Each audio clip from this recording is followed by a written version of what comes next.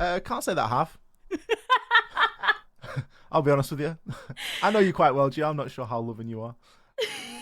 I maybe need to speak to the HR representative about that comment, but we'll maybe leave it for after the game, mate. We'll maybe get through this banning phase first. Well, okay. W7M starting on defense. They've also started with the boring bans, so we don't like them anymore. Hibana ban as well. On top of that, we were talking about Hibana bans yesterday, about how some teams don't really bother with them. NIP are not one of those teams. So far, this is not a particularly inspiring banning phase. It's not. I'll be honest with you, Ollie. It's not getting my... it's not piquing my interest, I'll be honest with you. Mirror? Oh, Jaeger. Okay, so we are... Okay, it's okay. They added a little bit of juice. We are straying away from the norm. Poor old Muzi. He's going to get a little bit targeted there, but yeah, as you say, he'll be all right. I think the Hibana ban's a funny one because NIP just don't really play a lot of Hibana unless the map demands it. And a Hibana ban on Chalet, like, okay, you can secure some more sort of long-range walls. Maybe you're thinking Solarium wall there that you're looking to try and force players to actually actively get in and deal with. But there's still Ace. Ace still exists. So there are ways and means around it. It's not like there's a incredible amount of hatch play to be working with. So we'll see how it influences and how it fares. Obviously, the Thatcher ban is a little bit of a snooze fest. The YMI ban, again, something that we're seeing more and more common at the moment. Let's see if W7M have managed to shake the demons of yesterday. They're starting with our favourite site, Gio. They're starting downstairs in the bar. Actually going kind of normal here. And NIP have decided to bring something which we've seen a number of teams bringing of late, and that is the Nook. I don't know if this is because Alamau did it well and everyone's like, oh, I want to get on that train, or if everybody has had this same idea at the same time through scrims, through whatever, and more teams are bringing them. Now, the thing is, Nook would actually be quite valuable, I think, against this composition that W7M are bringing, because you consider it, they've got a Mozzie, they've got a Valkyrie, they have tons of cameras that they're going to be able to have out and about in the map. If you can get Psycho in on the Nook, evade a lot of that info gathering that W7M will have, then I think that NIP could actually find some pretty fortuitous results from this use. I think that's the big if, right? Because something that we've really heavily criticised NIP for is that opening kill. Or in their case, the opening death. They are very, very unsuccessful in that stat line at the moment. So it really is a question of if Psycho can get himself in. Now, Chalet is a map where there are tons of opportunities. A lot of places that you can enter sort of very much under the radar and plenty of stairs for you to be crouched walking up. So there is going to be a bit of a pressure here on the defenders to keep an eye out for that as soon as they realise that that's being brought. But it really has become increasingly more popular. It's almost a bit like the finger picks that we're starting to see, Gio. It tends to be kind of one or the other, and teams will usually take the chances. Now, Psycho's not really in a very nooky spot at the moment. He's actually on new balcony, and he's looking maybe to get a bit of a wallbang onto Herds, but it just seems as though he's a little bit concerned about what could be going on underneath. Both players scarily close to one another at the moment. Herds may be tempted for a bit of a run out here. I'm not sure if he actually knows where Psycho is. He's actually maybe going to go for it here. The bait and the switch. He gets away with the kill, but he will be traded. Yeah, he did not know that there were more than one players out on that balcony. So it's unfortunate there because that could have been a pretty valuable kill for him. But as soon as it becomes a trade, then you have to start looking to the other side of things. That did not go the way that Kai's wanted it to. He knows that there is a player outside of this window. Now he's just going to have to basically sit behind the shield, which is... Oh, I was going to say undoubtedly going to be taken down, but the nade actually caught him instead. NIP come out of that opening exchange the better. 4 versus 2. Panico, I mean, that's the easiest air jab in the world. Who's placed that? Julio, what are you doing with that air jab? That is diabolical. I was wondering. It was terrible. It was in plain sight. Walked up to it. Yeah. It's like the beam was in the way. It was. It was caught behind the little bit of a beam on the wall. Oh, I mean, Julio. what do? You shoot it on the beam and he's going to shoot it anyway. It's a lose-lose. You need a new spot. I think we need to identify better air jab placements. Not that it's going to make these young gunners, man, don't know anything. And that's it. That's very rude to say about Julio. He's an experienced player, and we need to give him some respect, and he's going to show us why. Takes down Panico, leaves GDN, 24 seconds left. Not a lot that he's able to do there. Psycho didn't have the impact that we expected him to have on the Nook, but still had a good impact in the round. Got a very important trade and picks up the last kill. Yeah, and I mean, to be honest, even though he didn't necessarily get that kill off of the back of being nookie, as you put it, because he wasn't going in through all these cameras and sneaking around, he actually still got the kill by means of his opponent not knowing he was there, which is rather nookie, I suppose. He could have been Tachanka at that point. I mean, obviously he couldn't. He was on attack, but he could have been Monty at that point. Ollie, I'm trying to like, piece together something here. I'd appreciate it if you went along with it. But to be fair, I'm just glad that Herds peeked left and not right, because if there's one thing that Psycho doesn't need, it's another opening death. I pulled the stats up because I was curious. It was itching the back of my brain. -11 on the entry. Wow. And he starts the game off on the Nook.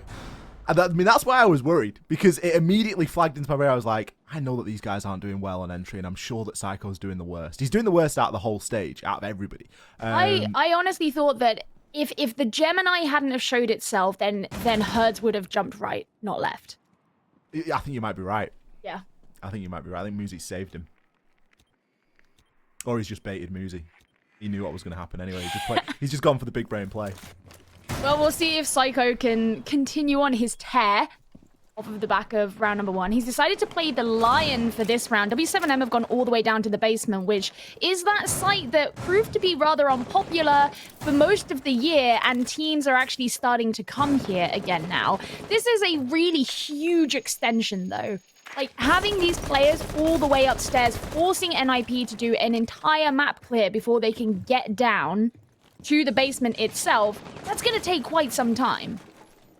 It is, and I think the basement's become more popular because defenders are getting a bit more comfortable on this roam. They're comfortable now in extending and really flexing onto that top floor and giving the attacking team something to worry about that's actually quite substantial and worth worrying for. So we'll see how long W7M can hold on here. He is just kind of tanked a little bit of a nade. It wasn't exactly on target, but Muzi first to fall again. Herds, 2 opening kills in a row here. Will be traded 1 for 1 as 2 kills actually come back here for NIP. Psycho getting some fortunate time in there on Herds, right place at the right time. And the roam has been pretty unsuccessful. Not even half the round burnt, but a great kill from Kai as he does shut down Psycho, trying to peek off the back of that EE1D. And maybe not all is lost here. 3 versus 3, so as far as man count goes, they're doing all right. And NIP are still... I mean, they're still upstairs. Kai's is still upstairs. They're going to have to get down to the basement at some point, and they've got a decent amount to worry about en route there. Team's starting to drone around downstairs. They need to know where everybody is, but if they can't find everyone downstairs, if they know there's still players upstairs, they're constantly going to be watching over the back of their shoulders. We've got to hope that Julio's air jab placement is a little bit better in this round. I think that's going to be quite important here. Especially with the amount of players that are off-site and that are going to have to look to make an entry back into site at some point. So far, NIP are pretty focused on getting this trench wall open. Pino, got a couple of pings to work with. There are still drones available for NIP as well, but this flank from Kai's could be crucial. Doesn't have the intel. Julio holding on to the angle. Can he pick 2? Yes, he can. A very successful anti-roam by Julio, and Pino cleans up onto the site. A very difficult situation to be in there. Great push from NIP. I think that was an example of the risk that you have, where if you have a big roam, you've got this big extension. What a lot of teams will do is they'll recall their roamers by a certain point in the round. Oftentimes that's usually towards the mid-round, the 1 minute 30 mark. In this case, W7M didn't do that. Those roamers who were still alive remained upstairs. They remained on that extension. And it meant that by the time that NIP could actually make their way downstairs, they didn't really have anything stopping them when they got to the site itself. And that's why that's hard. Because if they had recalled them and put them down in the site, NIP would have all made their way down there because they knew that their roam clear would have been done. And then they would have had another wave essentially to deal with when they actually got to the site itself. They would have had more utility to burn. They would have had more players to try and bring down. And because those 3 players would have been together, they could do things like hold crossfires and actually challenge the angles that NIP would have to pass through. So it was a gamble that didn't really work out for W7M, and I'm wondering if, if they go back to that site, that is something that we'll see change when they get there.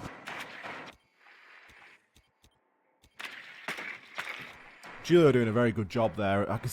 I mean, if you look at it on the face of it, he didn't really have that many opportunities to affect onto the site. He would have had to drop the hatch to really have any significant impact.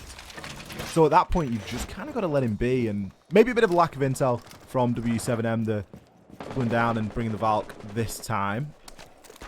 Guy maybe just struggling there. Could be about to drop, hopefully not.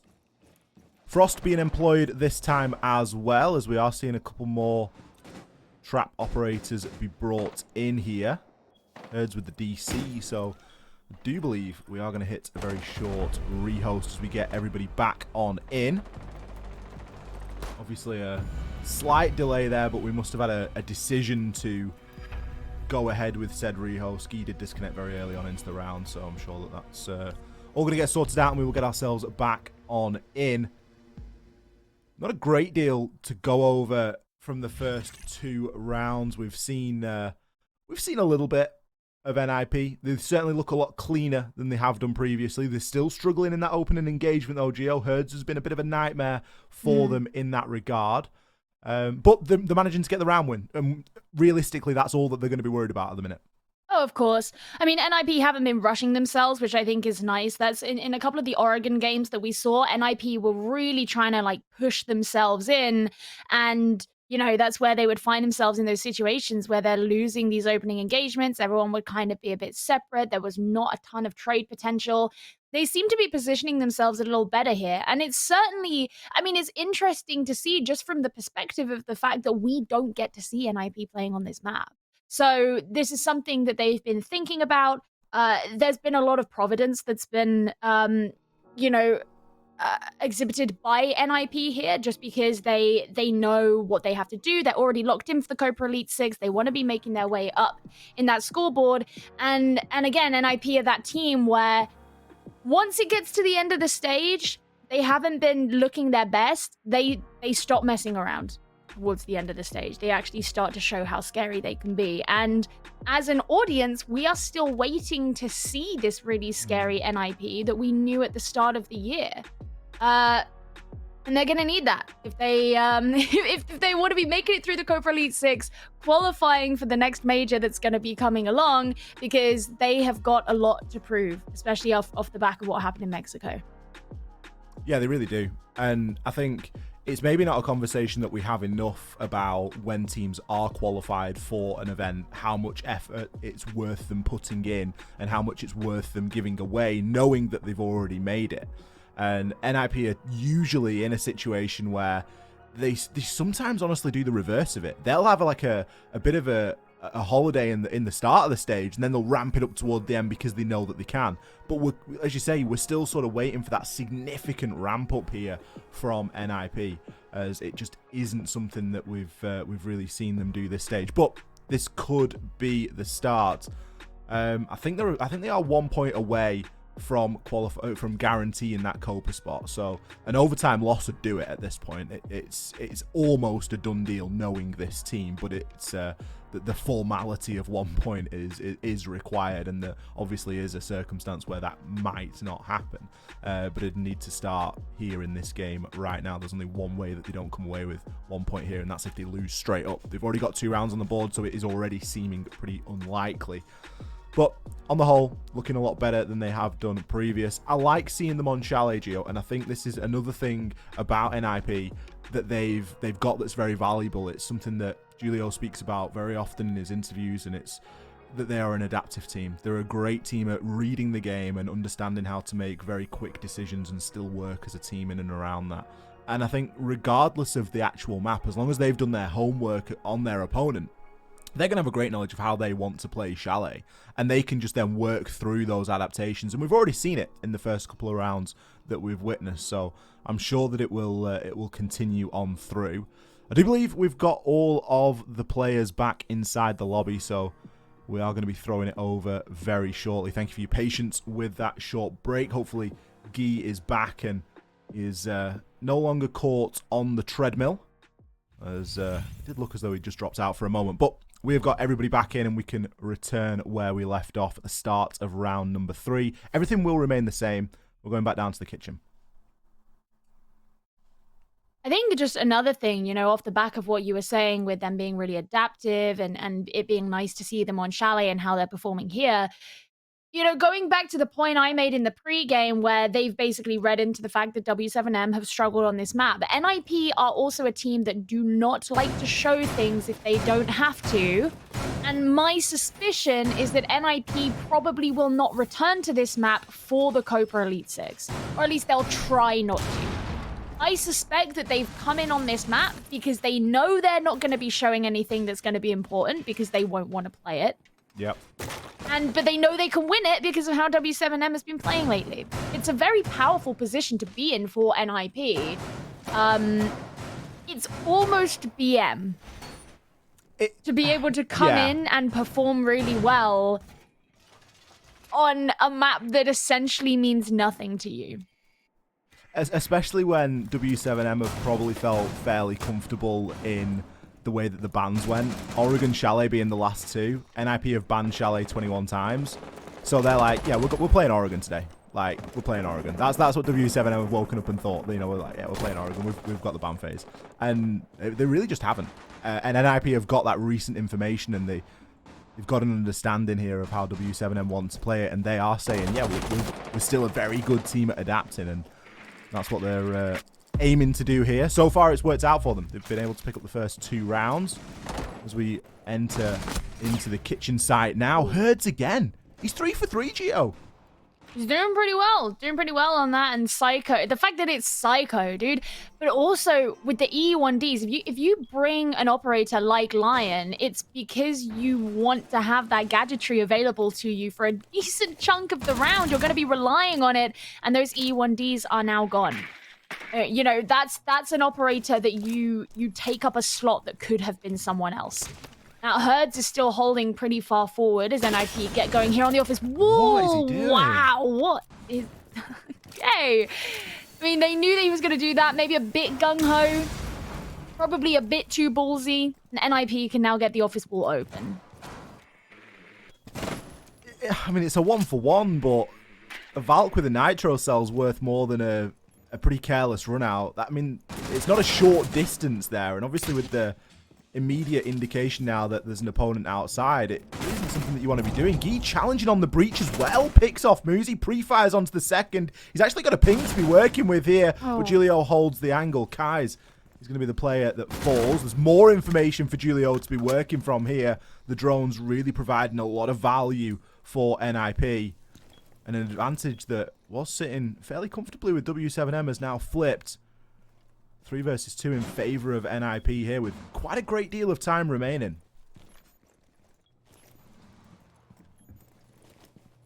Yeah, W7M, they don't want to get quite so aggressive anymore. I think suddenly their tail is tucked between their legs a little bit. Panico, he wasn't even getting aggressive. He was just walking out from behind something. And now it's all on GDN.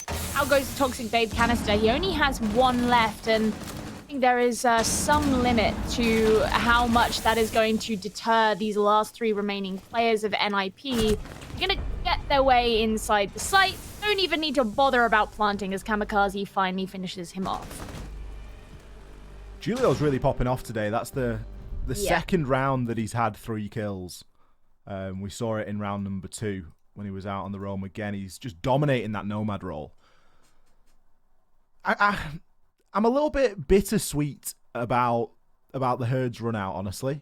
I love the confidence, but to put your team in that advantage and then immediately just nullify it and remove it, it's just that level of of aggression that isn't required. You know, we've seen how Herds is in this opening engagement. He's put his team in an advantage every single time. NIP have won every single one of these rounds, 4 versus 5. I love this 3K from Julio. I just feel like his reaction times have been really on point. You know? And yeah, he's hitting his shots for sure. Yeah, just really in a nice position. He doesn't have to stray too far from where he wants to play, but just reacting very well to what W7M are putting in front of him. It makes you wonder if and it sort of goes off the back of what you were saying about Herds, right? Is like, if W7M weren't kind of handing themselves over on a platter, would that round have gone a different way?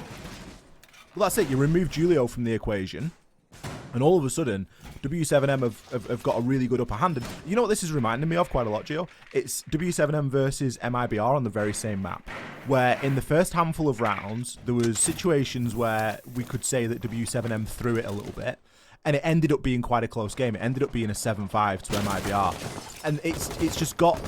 It's reminding me, it's very reminiscent of that game, because there are a couple of things here that could have led to rounds going W7M's way. And if they all of a sudden start to perform on the attack, it's going to feel very bittersweet when we start approaching a similar scoreline. Again, 4 for 4. He's doing good.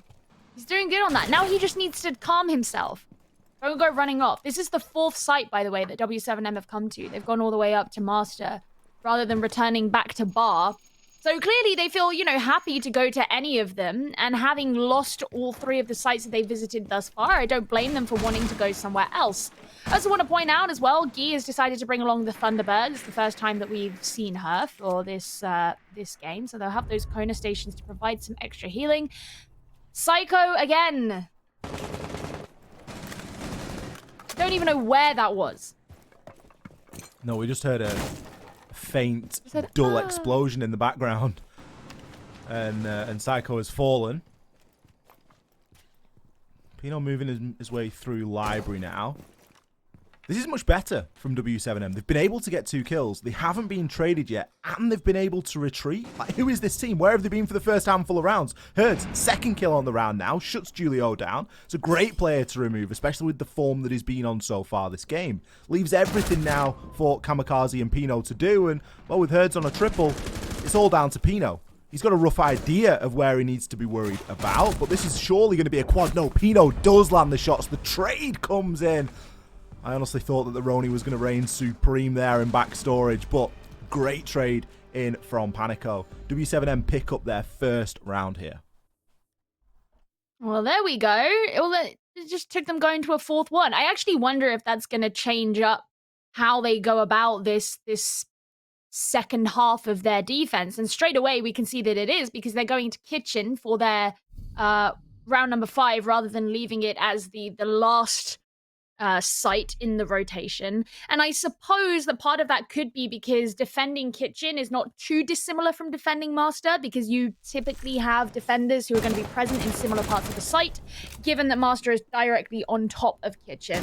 Also consider as well, just this was that site where maybe W7M shot themselves in the foot a little bit just by being over-aggressive, even though they had a really good opening.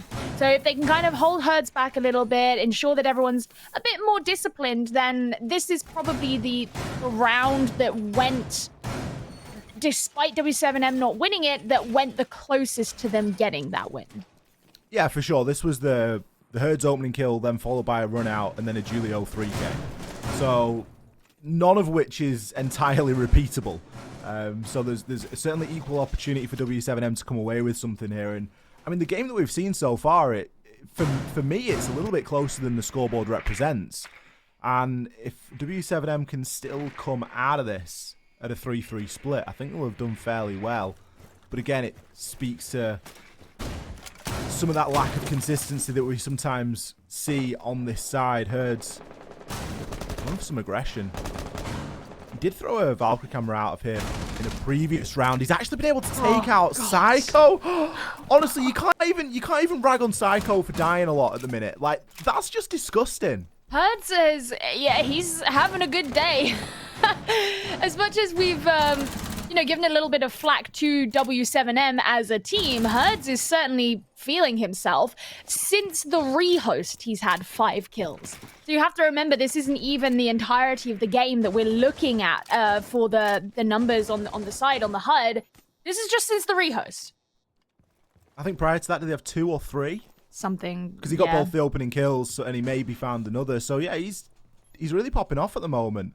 And it's much better, again, like this is exactly the same as we saw W7M play it in round number 4, where they've now backed off. They've got that opening pick, albeit a very impressive one, but they've been able to remove themselves from harm and they've been able to back off. Sure, NIP have gotten a little bit more map control. They've been able to get open upstairs into Master, but with the site being kitchen, there's still a lot of work here to do.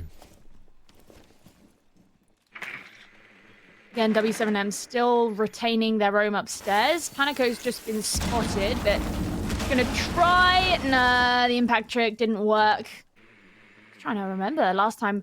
It feels kind of crazy. I feel like I haven't seen an impact trick in a little while, Ollie. It is a bit of an oddity, isn't it? It's something that's becoming a little bit more rare. This is semi-worrying for NIP. They haven't had a kill in... Are they 2 rounds? Have they had like 1 kill in 2 rounds? We got Pino with an exit frag in the last. So yeah, it's 1 kill in 2 rounds at the moment. As W7M are looking to hit him with another flawless. Panico rotating, getting himself back upstairs. He could run past the corner station and juice himself up if there is one available.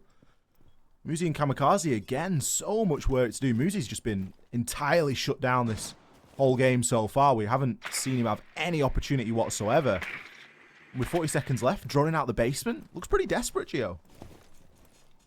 I mean, they're going up against the full team. W7M is still well dotted around the map.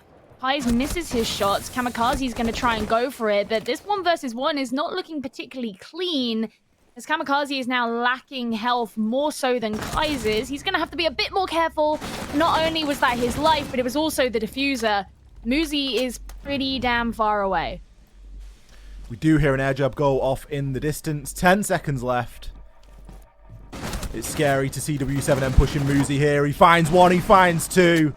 But fortunately for W7M, the time will do the rest. They recognize their errors. You cannot feed Muzi like that. There is always the danger with a player of his caliber that he's going to pick up a couple of kills. He gets a couple of exits, but W7M think better of it. They lock in that round, and that's their 2nd in a row. Back to bar, where we began. Now, we were talking so much about how NIP, they were feeling confident. They read into W7M's performance on previous games, and now are NIP going to be worried? They're going to be concerned about that? I'd be worried about getting out of spawn. Yeah, I would like to see them make it more than 5 feet away from spawn before someone dying. That would be pretty good. Every single round, NIP have played it as a 4 versus 5. Which is just... It's massive for so many different reasons. It's... You've not got as many drones out there, for a start. You haven't got the utility that 5th person's bringing. Last round, Psycho was playing on the IQ, so he's going to be able to ping out any of the Valkyrie cameras. Panico is being a nightmare with the cameras, so's Herds. They've really been sort of flexing off on W7M as to who's playing what. It isn't a situation that, you know, you can consistently go up against, regardless of how good of a team you are or how well individually equipped you are. You just can't be fighting at that sort of a disadvantage. So we need to see NIP actually get that opening pick here and get themselves in safely. It is funny, isn't it, how, you know, Psycho has felt the need to switch onto this IQ just because of how much W7M are using those Valk cams. You know, they place them outside. Everyone's getting picked off early. The default camera is still up. I mean, it just doesn't matter at that point, does it? At the point where I mean, unless you're leaving it up as like a bait, but I wouldn't be risking that at this point. No, nor would I. And look, you can see Psycho. He's looking out for the black eyes. I guess he can tell that they know where they are. Has he considered that the default is still up? It's like, don't worry, guys. I've got all the Vault cameras. Yeah, but you've not got the default. Oh my god. So that's not my job. That's your job. Well, they're all alive so far, so it's not too much of a disaster just yet for them, I guess. They're just going to be taking their time to do a bit of droning. Kai's ready, right there in the library corridor, just looking at the window, knowing the drones are going to be coming through there. I suspect at some point he'll run off behind that shield. Remember, he got naded pretty brutally on the library stairs before, but the shield was always left standing. Oh, the shield's not standing anymore. All right. It is strange not to see the Jaeger brought by W7M. They know that NIP are going to be rocking the nades. They know that that's going to really weaken the positions that they want to hold. Wamai being banned, Jaeger being removed as well. It should be a little bit easier for these attackers to be really dominating the nade play, but it's not something that NIP are really taking full advantage of here. No, they're only bringing 4. Compare that to some of the games yesterday where we had, like, what, 6, 8? 12? So, yeah, 12 nades. Well, there's a nade from Muzi. It was a trade as, you know, surprise, Hertz onto Psycho. How is it so consistent? Listen, I'll take the trade. Psycho's been cursed. He really has. Because, I mean, you just know that some of this just isn't his fault as well. Julio's going to hop in. Oh, he gets shut down as well. He finds the kill. Muzi again with the trade. His second on the round. He's doing his best to try and keep his team in this. There's still time. Oh, what a great shot from Kais. So much information available. The IQ obviously not able to get in and effectively clear all that info out. Kamikaze, opportunity to plant potentially. Doesn't really have the cover. Pino is going to be playing outside in the corridor. Gets himself into an engagement and gives the game away. Kamikaze, he's like a sitting duck right now. There's not a lot he can do. He knows as soon as he goes for the plant, he's going to get swung. Pino picks up the first. Gi on that rotation. GDN is able to down Pino in place, and the push comes on through. Final 2 kills ring on in. W7M managed to hold on there. Some great shotgun play. Oh, NIP. What is happening here? 3-3 at the half? Man, W7M, they're getting close to beating how they did against MIBR. If they'd have played like this against MIBR, that wouldn't have been a 7-5, that game.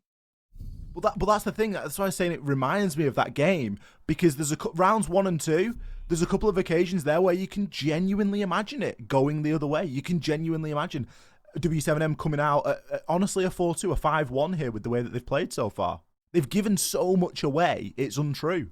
And yet they're still level. All right, well, the sides are switched now, so maybe this is an opportunity for things to change.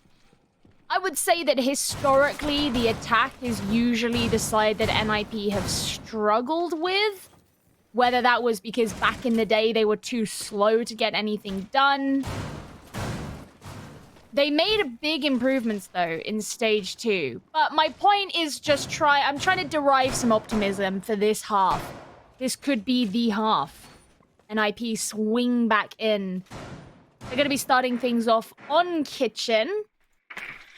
Very interesting here, just seeing what W7M have. Typically, to go on Kitchen, you would bring a Thermite. They've decided to bring an Ace. Now, I'm curious, do you think they were expecting to go to the top floor? Not sure. Maybe the Hibana ban is playing into that, and GDM is thinking, well, we'll bring the Ace because we can breach from a distance. So potentially. But like, if you're thinking about like breaching the office wall and breaching the dining wall, why do you need to do it from a distance? I was thinking more the solarium stairs if you're going to go for that sort of take and you want to throw in from the windows. Well, that's why I was curious if they thought that maybe they were going to the top floor, because that's also where I would assume that you'd want to play a long-range hard breach, but that's usually a take that you would do if you're attacking onto Master as opposed to Kitchen. Maybe been debated a little bit. I guess we'll find out. I mean, by this point, they'll know. Guys is playing a bit of a risky game here, isn't he? And Hertz on the Jackal. Could gather some footprints here. Will choose to do so. It's going to give the game away that there's a Jackal in play, but, you know, it'll be relatively safe in the site.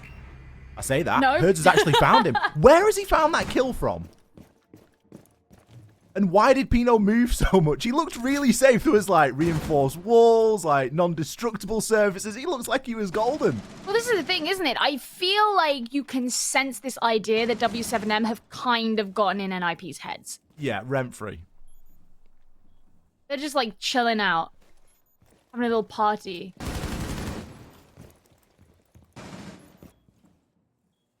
Well, it's back to the 4 versus 5 that we seem to know and love so much. Get this Electric Claw. Gonna have to get rid of that. But going on the wall, Muzi, good reaction. That could have gone kind of bad, but he's got so many players on the other side of the wall. Psycho's going to be joining in, however. So now they're starting to bring down these players of W7M. The man advantage has shifted. NIP can probably breathe something of a sigh of relief at this point, just knowing that this is the first time in some time that they've been the safer team. It's the first time since the rehost that Psycho's found himself a kill, so I think it's only his 3rd on the game as well. He got a couple in round number 1, so good to see a little bit of a change there for NIP. And Nade going to sail on in from Panico. It will remove the shield, but Psycho isn't deterred. He's able to put some shots on in, but will be taken down. Panico picks up his 2nd as Muzi swings in carelessly, and the balance has been shifted. W7M retake that man advantage. 22 seconds left to work with. Vertical pressure is in play, but there aren't too many holes in the floor. It's going to make things very difficult. GDN not quite getting caught inside of that gas. Julio playing at the bottom of West Main. He's got a chance at making something happen here on the flank. Will he be able to find any? Yes. Grabs one onto Panico. The diffuser still in the hands of GDN, though, but it will be going down. Julio picks up his 2nd onto Guy. Will this plant be confirmed or not? The answer is no. Julio, fantastic off-site presence there. Julio has been the MVP for the stage, NIP. in my opinion. Yeah.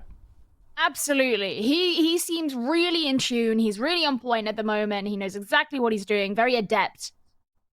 Just compared to what's going on elsewhere, it's not that NIP are completely out of their minds or anything, but the things that we know all these players to be really good at is what they haven't been showing up at as much. You know, even someone like Muzi not playing badly, but compared to statistics he's put up in the past and the ways he's played in the past, doesn't feel like he's there. For example, Psycho, another example of that. Julio is the only one that really seems to be like right there where he should be.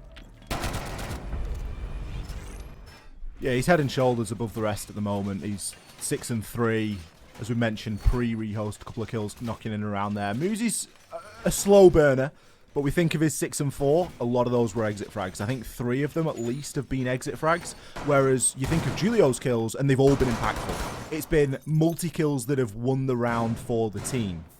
So there's a bit of a difference to sort of distinguish between those two there.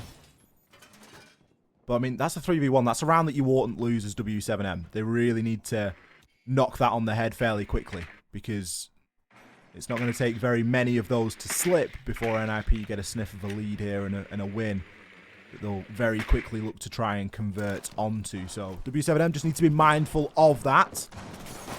Can't be losing your 3v1s.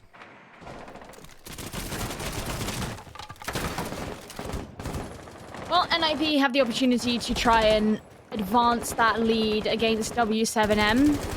They're coming to Master for their next one. So this is the site that we had that suspicion that W7M thought they were going to last time. They're bringing a very similar composition this time to what they did before. They've actually decided to stick with the Nook instead of 6-picking off onto the Jackal, which is what they did in the last round. GDN staying on the Ace. Now, this Mirror was a 6th pick. They actually teased the Cap Can before that, which was an interesting choice. But you can see they're just trying to open up this mirror window down from below. Prevent that from being safe to play behind. And NIP love bringing a mirror. And I respect it. They love a mirror, they love a shield. It's kind of similar to one another. It's that sort of information anything they game. can hide behind. Yeah. In a nice way, though. Yeah, not like in a scaredy cat way, but in like a nice way. Yeah, I think you're right. Herds. Oh. I mean, this guy's been on fire, by the way. It feels like he's had the opening kill in every single round. I stopped tracking it after he had like 5. But there hasn't been many rounds where he's not been involved at all, and it's usually in that opening engagement. Julio with an ambitious C4 there. It's going to be responded to. The nade sails in. It was a great throw, but doesn't deal all too much damage. Julio, not too deterred about moving inside of the E1D. Everyone knows he's there, so there's no point hiding it. A chance to aggressively peek onto this breach. So far, it's a little bit of a stalemate. There's a lot of pressure being applied to him because the door to his left is also being opened. There's the breach. GDM finally shoots him through it, and they can get rid of the mirror window as well. That was a pressurizing situation from Julio, and I think he knew that those angles were just too much for him to control on his own. Now Psycho's trying to figure out where he can go, but he could also be snuck up on from behind. He does find the kill onto Hertz. Finally, he gets his revenge for everything that man has put him through. But look at this. It's all behind this door frame. GDN gets another kill onto Kamikaze. There's the return from Psycho with the C4. It's the constant backwards and forwards Ollie. A 3 versus 2, making it 2 versus 2. Now it's just Pino on his own. Going up against E.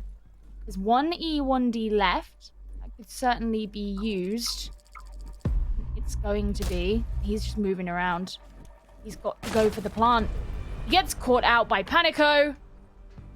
W7M didn't even need the plant. They take the round regardless. So much better from W7M. That sort of post-plant / plant going down, incredible stuff. The big window is so powerful to be repelled onto. They did a fantastic job of rooting Julio out of his location as well. But I was a little bit worried at a time, Gio. I think that mirror window was like a galaxy brain sized play, because as soon as the mirror window got opened, it just enabled Psycho in piano. He had the deployable shield on top of the grand piano. He had the window to worry about, kind of. I know he had a bit of a cheeky dip out of there to see if anyone was challenging in onto bathroom, but the line of sight that gave him through the mirror window, through the breach, through the window onto the balcony, he had everything going for him there. I think the NIP have played that mirror window in an attempt to hold early, and then when it gets taken late, as it is inevitably going to be, it gives such a nice line of sight for them to work with. Unfortunately, it didn't work out. It was a very scrappy round. There was a lot of back and forth and a really big to and fro, and Pino just getting caught out in the end. Certainly a big play from NIP to bring the mirror and to try and hold it as aggressively as they did. Yeah, you could tell that so much of NIP's defense was based around maintaining control of piano, because even when there was it was just the huge bloodbath, the backwards and forwards going on and on and on, everything was based around these doorways into piano, people still trying to hold on in piano, you know? So they definitely knew that they had a power position there, whereas you consider most defenses for that site, oftentimes you're not going to have that heavy a presence in piano. You might have one person their job is to hold on to the big window, but people are usually going to be spread out in different areas a little bit more. In that case, that was really the heart of those fights. Yeah, it was weird to see nobody in library. Like, you would expect a presence on top of fireplace or library or something, but NIP had really sort of set the stall, as it were, and were happy to work from there. And they weren't too far away, but W7M have leveled things up here. Certainly a closer game than we were anticipating. But I guess some of the cracks are starting to show in the sort of lack of NIP play on this map, and just how much W7M have played it.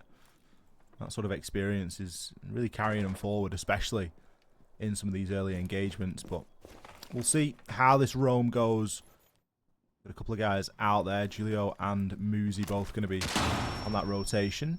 It's an expensive way to get rid of a Banshee when you're not being pushed, but Hertz feels it's necessary. You know, it happens. E1D is going to be coming out. These players from NIP just don't seem to be all too afraid about moving during an E1D, which, fine, I suppose to an extent you negate the power that it has, but you are giving away some information in the process. A nice little drone there. I'm not entirely sure that Psycho knows he's being watched. He's going to have to leap over the side as the nade comes in for him. That means that that's some pretty valuable control that's now been given up by NIP. That's the big danger. Immediately, as soon as I see players moving, when the line scan's going off and we know that there's so many nades available and no catches, no Wamai, no Jaeger, I think you're going to get naded. And I think that Psycho's maybe gotten off quite lightly there. Kaiser's got an angle on into the site.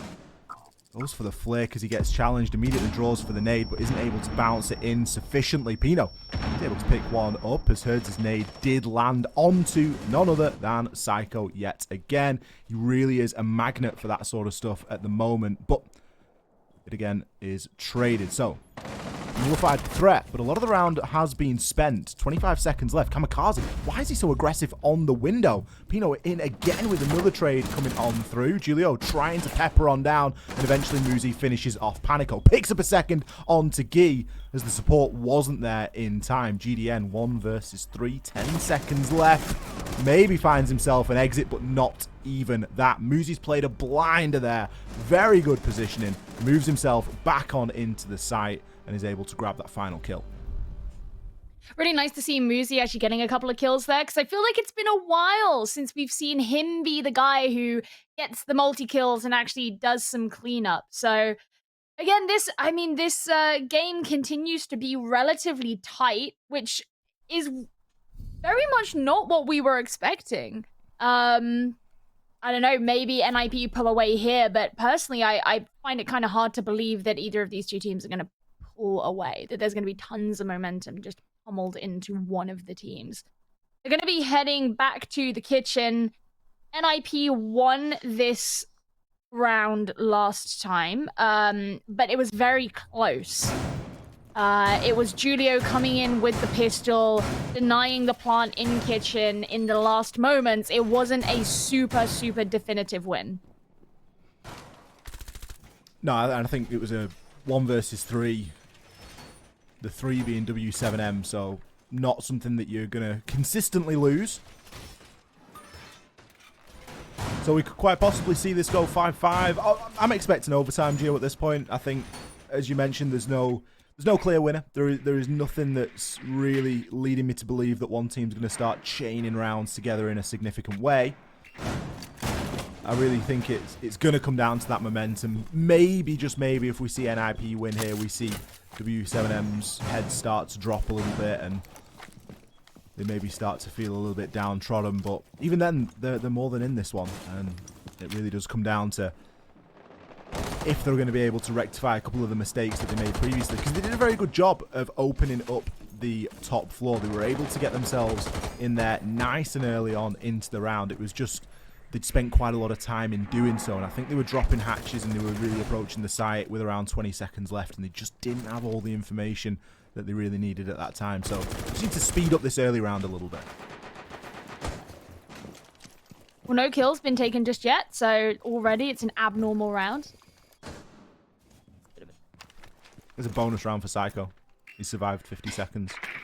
Now he survived 50 seconds. Oh, man. It's so mean. I don't know what it is, though, and it's worth bringing up because I genuinely just feel like he's having a bad time of things. Like, I don't think that he can constantly be finding himself this far out of position. Like, some of the nades, and some of the C4s as well, they've just been a little bit unrealistic.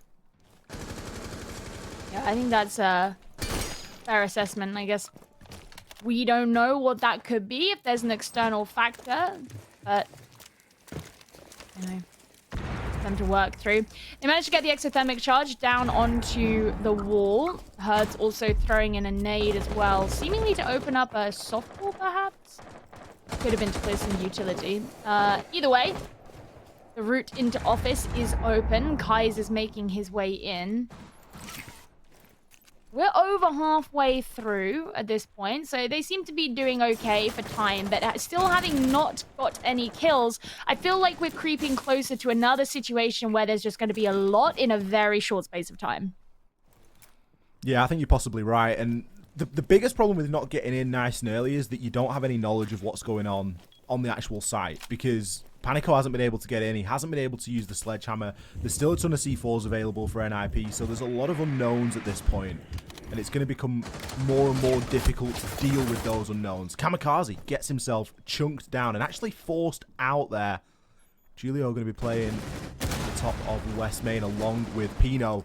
Herds has been exceptional in this opening pick, and he gets it yet again, this time onto the smoke player. If there's anyone to remove, it's going to be the smoke. That's going to give you a load more time, and the execute is flooding in here. Herds picks his second before being traded. Muzi grabs himself a double and is now the last player standing. Still limited time remaining. The nade holding him off for the time being. How has Kai's been able to cross that? Now getting himself locked into engagement. Muzi dumps half the mag, misses every shot. Kai's comes in with the cleanup, managing to find the kill eventually. The plant going down this time. W7M leveling things up here once again. Also, unless I'm mistaken, so by all means correct me if I'm wrong, that is the first round where a plant has actually gone down. I think correct, yep. Yeah. I'll take that one. It's taken 10 rounds to get there. Yeah, there have been attempts. There have been attempts, absolutely. But it has taken that long for a plant to actually successfully be put down. And I think that's a testament to how close a lot of these rounds have come. The fact that many times has a plant been attempted and never actually fulfilled.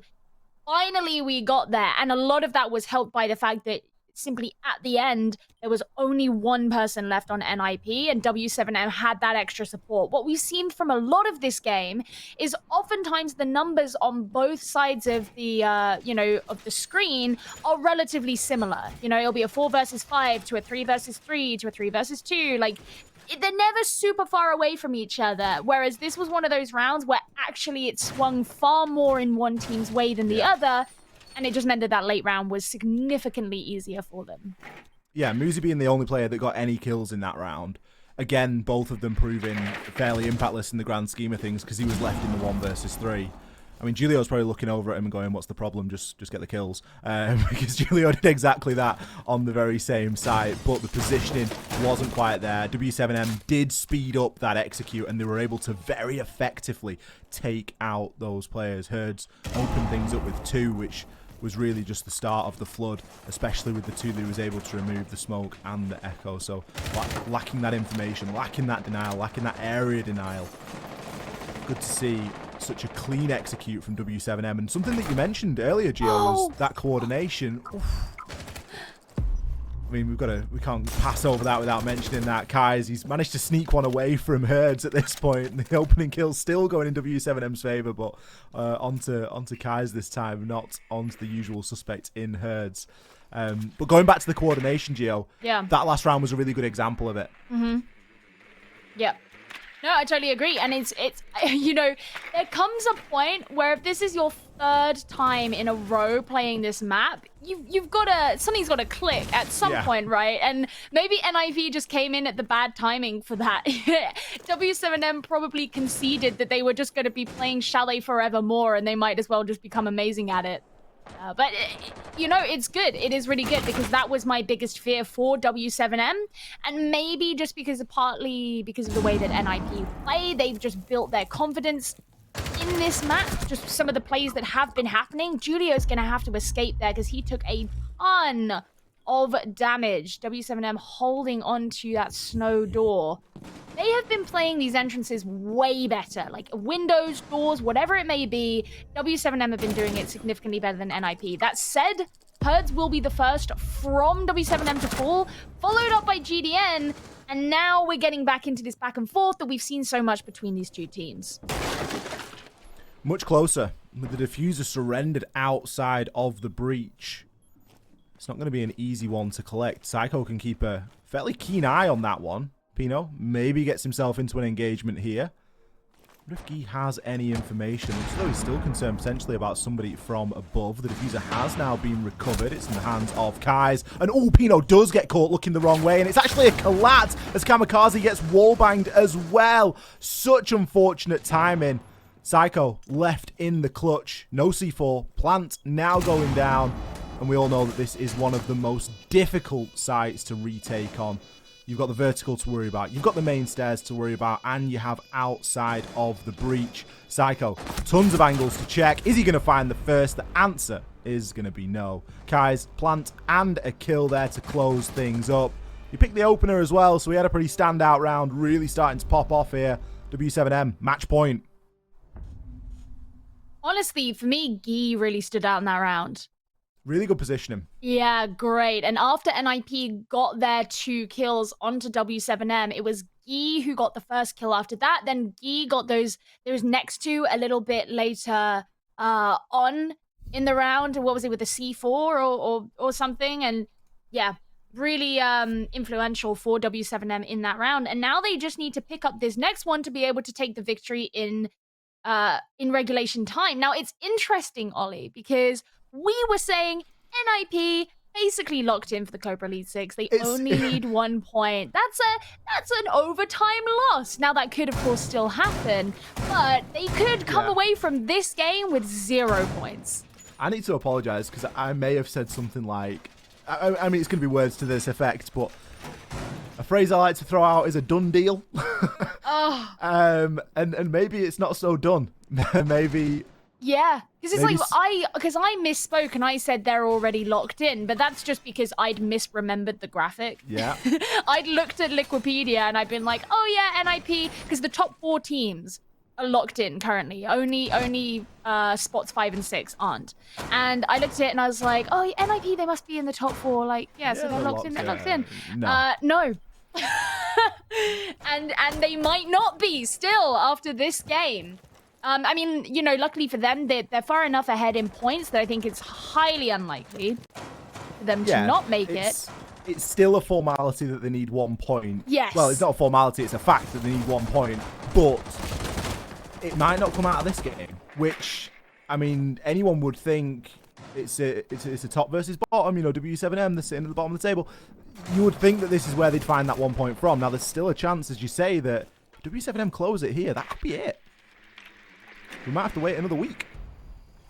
All right, well, let's see if NIP can actually take it into overtime. They've changed things up a little bit. Frost, Mozzie, Alibi. The whole gang are here. This is definitely the Frost site. Smells like desperation. They won this site back in round number 9.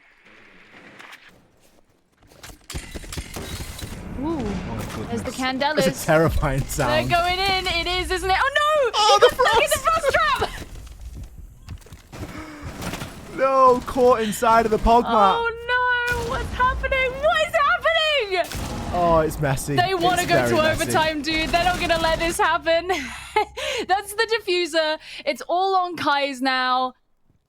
Oh, I think W7M got a little bit overconfident with that one. Now he's just precariously holding on to this angle. It's unfortunate because they did this yesterday as well, where they really tried to throw the kitchen sink at it, and I don't believe that they were in a situation where they really needed to here. Frostmat was huge. Kai's is guaranteed dead here. He's going to stim himself up and give himself a second chance, but he's going to be going up against Julio, and today Julio has not been missing. If he's in the conversation, he is hitting his shots. He's even got live ping info there to assist him. Bit of a throwaway. NIP are now guaranteed. It's a throwaway that's denied W7M 3 points. Which would have been huge. W7M are the team that are most fighting relegation. So 3 points would have been big. Yeah, I'm not sure what that does in terms of them now. I don't know if anyone else is actually in the conversation for being in relegation based on that. There might be too much of a disparity. We'd have to check and have a look at that. But certainly, W7M would have greatly benefited from a full 3 points there. NIP have guaranteed that spot in the Cobra Elite 6, though. They are guaranteed 1 point out of this now, whichever way it falls. Whether they get the win, they'll get 2. If they get the overtime loss, they will get 1. W7M back on the defense here. I think NIP are the team that have really had to fight for this, and could quite easily be sat here congratulating W7M at this point on a big win against NIP. But just 1 or 2 little things that haven't really worked out for them, a couple of misplays that they've made, it's cost them to this point. There's still the potential for a win, though. It's just so painful knowing that you could have denied that to NIP, but now it's inexorable. That is like there's nothing W7M can do about that now, and they've got to go into these upcoming rounds knowing that fact, knowing that they could be in a worse spot in terms of potentially being relegated, knowing that they could have taken this map off the world champions, knowing that they could have held NIP back. It's just so painful. I do want to point out something else that's painful, though. NIP, they're back on the attack, and they've left one of the defaults up outside again. I mean, they're guaranteed now, Gio. They can leave defaults up. They don't want to be giving that away as well. Jokes aside, let's see how NIP choose to approach. They're going to have to go for that typical full clear, get themselves in onto the top floor, take into master an office. The site being kitchen. It's heavily fortified from above. Psycho's still sticking with that spawn point. I would have thought he'd have switched it up after being heavily targeted there. I think it's fair to say. I think campfire is maybe the safest spawn on this map. You get a nice big boulder in front of you that you can't really be peeked from anywhere. There's obviously dangers as you approach, but yeah, I'm impressed because played this game for some time. I don't think I know the name of any spawn other than if I had to name a spawn on this game. Was it on Cafe? You've got one called Christmas Market or something. Yeah, that's about it. Christmas Market or River. Yeah, I didn't know there was one called River. There's a big river. I just pick this. I'm just like, I want to go to that one. Give me that one. Yeah, exactly. I'd say that's pretty impressive map knowledge, if I do say so myself. See the pings coming out here, so the information definitely being gathered. NIP aren't rushing into anything, which I like to see, but again, we're in that position where we're over halfway through the round. No one has been killed at this point. Very slow round, all things considered. Yeah. There we go. Cursed it. Yeah, we cursed it. Pino finds the first. Uncharacteristic with the way that this game has gone so far that NIP actually get the first pick, and that could bode quite well for them here. Still got a fair job to do. It's almost like NIP have entirely changed approach here. They're going fairly flat. They've not really paid a lot of attention to that top floor. It looks as though they're just going to try and approach. Muzi getting chunked down. Kai's more than in position to challenge onto this. He isn't really being pushed from anywhere else. Maybe needs to be worried about the potential nade coming in, but can get himself safely into the corner. The second nade is going to be dodged out as well, and Kai's can just continue to watch onto this single window. 14 seconds left. Your strategy has to be a little bit deeper than a single window, guys. Come on. Kamikaze eventually makes his way through, but falls to the C4. Psycho, he's been able to pick one up onto Gi. GDM with the shotgun in the clutch. 1 second left, finds the kill. I thought the time was going to do the rest, but look at the reactions here. Good lord. I mean, that is exactly the risk that happens when you are too slow on your attack. You don't set things up well enough. As you said, you're going to need something deeper than just moving in through a window. It is still a choke point, and you could tell the pressure that NIP were under, given the nade, not the nade, sorry, the C4 that came sailing through and killed Kamikaze. He tried, in the time that the C4 was traveling through the air, he knew it was there, we could all see it.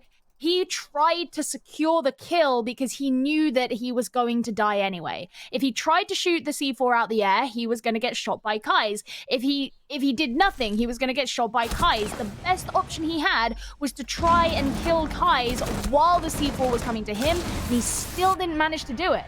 There's so much pressure on NIP because they left it so late to do anything, and they hadn't really sufficiently set up their route forward.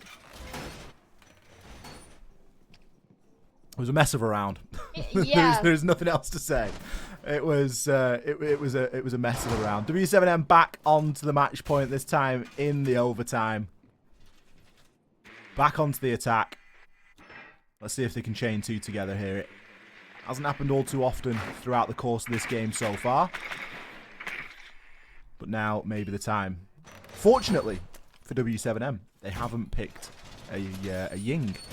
They also maybe a little bit more aware of the frost mats this time, because that was something that really caused quite a problem. There was two of the most terrifying sounds that you can hear in Siege in that previous in the last round of W7M attacking. One was the Candela going off, and the second was the clunk of a frost mat. Like, they are without doubt the worst sounds. If you need an alarm to wake you up in the morning, find those two sounds and set that as your alarm, because that will wake you up. The funniest thing for me was the fact that when we cut to GDN getting caught in the mat, you could still see everything around him was just white flashed. Yeah, it was chaos, yeah. It was just surrounding. It was all a mess. But yeah, I hope that W7M are going to be a bit more vigilant on their push in, and you can already tell they're not making any kind of rush. They're going to play this actually properly. They have the opportunity here to finally close things out. I think that's going to be weighing on them quite a bit, just simply knowing what they essentially lost by not winning it out in round number 12. It's the story of W7M's year, essentially, is that inability to close it out when it really matters. But as we've said, it's all about improving week on week, and still with the chance of being able to come away with a win here. It'd be a massive confidence boost for them, even if it is coming at the end of a stage. Just because they're in relegation doesn't mean that they are going to be out. C4 there, beautifully played by Pino. He's timed that to perfection. He's waited until Kaiser's got himself in. He's effectively deployed the C4. What a nade! Herds, hello! Great nade through onto Psycho. Removes the shield as well. But Pino, once again, in with the trade. Takes Panico down. Shows us the little wiggle. He's feeling himself now. His confidence is brimming here. As NIP again are fighting against this match point. Again, trying to hold on to this angle. Muzi's not going to be getting himself in the way. I think that's a good decision. Muzi has had some unfortunate engagements on Windows so far, but it'll be Julio. Get the next guy. So GDN, he's learned. He knows now. You got to shoot the ground when you jump in through the window. It's just him and Herds remaining at this point. In goes the nade. And the hatch gets opened up. Now that angle is going to be hell. Pino, who's been feeling himself a decent amount in this round, still playing on the library stairs. 30 seconds remaining. W7M, they're going to have to probably make this drop together because it's going to be very hard to push through everybody else if not. But Pino getting shot in the back, I don't think he was expecting that one. Kind of gives himself away a little bit there. We're going to see a hatch drop come in, but Herds is taken out before he can even hit the floor. Kamikaze dishing out the damage there. GDN, he is going to suffer the same fate. Kamikaze picking up the last two. The time was running short. NIP have patiently executed onto that one. A great round from Pino. I think even the fact-finding that he was able to do in those final few seconds, even though he died, was probably pretty valuable for them as well, especially after his initial contribution. And here we are, Gio. Maximum overtime on what, let's be honest, we were all kind of anticipating to be a fairly quick day. Were we? I think that was the murmurs in the camp. We were like, yeah, it's a David and Goliath day. And look at where we are. Game 1. I'm just saying, some people got a bit mad at me when I asked today, when I showed up for work and I said, do we think today's going to be a quick day?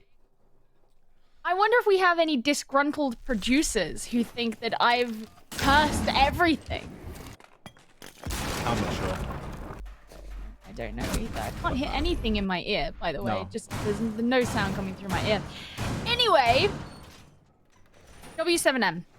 They're going to be on the defense for this round, going up to Master. Now, one of the frustrating things that we have here is that because we are 2 rounds into overtime and both halves were 3-3 at the half, we actually have really no context as to who has the advantage here for defense and for attack. What we can look at is seeing who or when W7M were on their defense, how they did defending this site. They only came here once and they won it. And looking at the notes that I've written beside it, I've written Herds, ! And then drawn a smiley face. So I'm going to go ahead and say that Herds did pretty well when they were defending this site before. So that's the win condition. Was the smiley face the borderline spawn peak onto Psycho? Probably.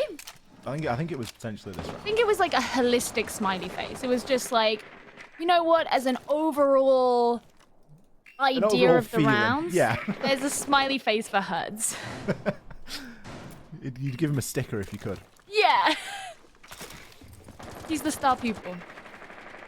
It's a nice drone spot from Juliov. I believe I've seen that one before. It makes sense. The little ledge there that he can take advantage of and just gather a little bit of intel. Might actually find himself a kill off the back of this. Just needs to bunny hop the drone once more, but the opportunity has since passed. The drone being removed. He has been potentially given away there. Panico, what are you doing? Don't do it.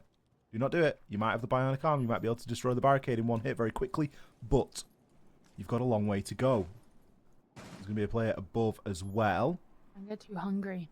Kamikaze knows. Look at him. He's looking on the right eye. He's like, Sector 7, Sector 7, in the garage. Dare you? In the garage. He's in the garage. He's peeking now. He's peeking now. Quick, quick. Panico's looking over at the other screen like, yeah, is he still there? The default up? Are you sure they're not baiting us? Are you sure? I'm going to go for it. No, is he looking? Is he looking? Should I go for it? Should I go? What are they? Just do something! Do something! Do something! Oh, come on! Well, Herds and the smiley face are not going to be returning for this round, evidently. Oh, he's missed! He's missed! After all that, How he did he missed! miss it? Oh, no, now he's coming down. Run! Run for your life. Ice has gone down too. Oh, it's all... Oh, okay, he's trying to turn things around, but it feels like it's just falling apart for W7M here. It's just so messy. 4 versus 2, a whole minute left. Panico, he's made his way back upstairs. He's in Solarium now. GDM looking to hold off, but Muzi's in position to shut him down. Psycho hits the stim. Can it be Psycho to find this last kill? I think it would be very just after the game that he's had. Bless him. Panico with the swing. Muzi with the shutdown. NIP, after a long and arduous chalet, finally managed to close out W7M. It took every single available round. Oh, you know what? That is going to be so heartbreaking for W7M as well. And I'll be honest, I found myself kind of rooting for them. Yeah, just because 100%. it's been such a